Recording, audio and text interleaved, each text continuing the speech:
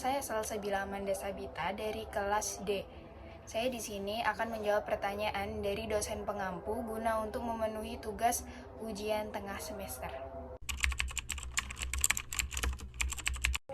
Yang pertama, apa sih pengertian manajemen perkantoran menurut para ahli?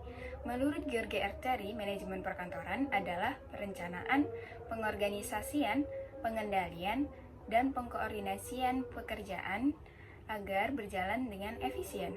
Sedangkan menurut William H. Newman, manajemen perkantoran adalah kegiatan untuk mencapai tujuan organisasi melalui koordinasi pekerjaan di kantor.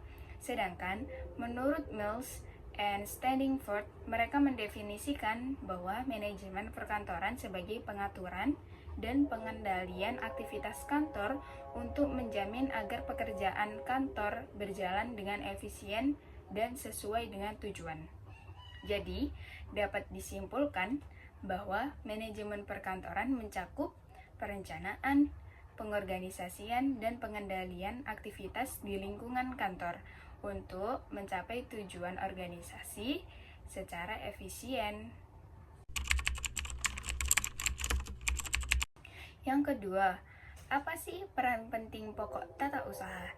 Jadi, tata usaha memiliki peran penting sebagai pengelolaan administrasi yang meliputi penyimpanan, pencatatan, dan pengelolaan data serta informasi yang memiliki tujuan untuk mendukung kelancaran operasional kantor melalui pengelolaan data atau dokumen dan informasi.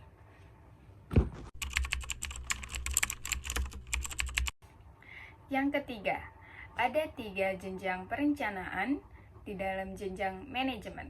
Yang pertama, perencanaan strategi atau strategic planning yang dilakukan oleh manajemen puncak untuk menetapkan tujuan jangka panjang perusahaan, biasanya 3 hingga 5 tahun.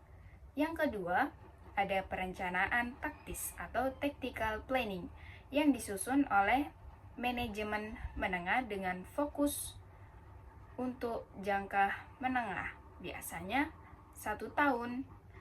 Yang terakhir, ada perencanaan operasional atau operational planning yang dilakukan atau yang disusun oleh manajemen lini untuk perencanaan harian, mingguan, ataupun bulanan agar memenuhi kebutuhan operasional harian.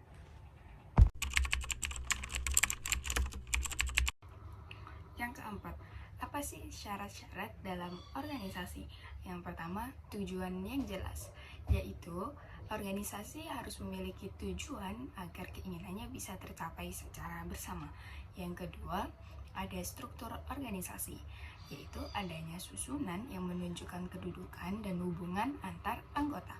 Dan yang ketiga, ada anggota, yaitu orang atau kelompok yang berperan dalam suatu organisasi.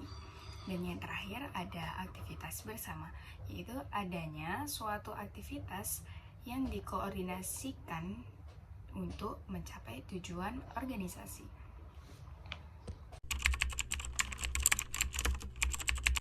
Yang kelima, bentuk organisasi fungsional berdasarkan lalu lintas kekuasaan.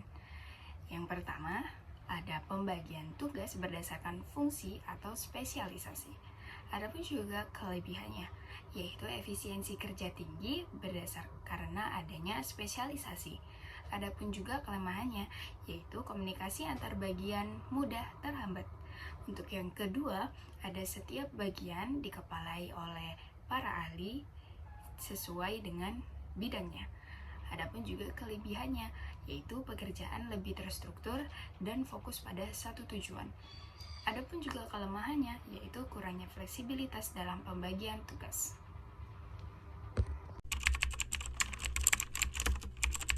Yang keenam, ada apa aja sih macam-macam personil kantor beserta tugasnya? Yang pertama, ada manajer kantor. Manajer kantor ini bertanggung jawab atas pengelolaan operasional di kantor. Yang kedua, ada staf administrasi. Staf administrasi ini bekerja untuk mengelola dokumen, pengarsipan, dan administrasi rutin. Dan yang ketiga, ada staf kebersihan. Nah, staf kebersihan ini bertugas sebagai menjaga kebersihan dan kenyamanan di lingkungan kantor. Dan yang keempat, ada resepsionis. Resepsionis ini bertugas untuk menyambut tamu dan mengatur komunikasi yang masuk di kantor. Dan yang terakhir, ada asisten eksekutif. Asisten eksekutif ini membantu tugas-tugas administrasi dari pimpinan atau manajer di kantor.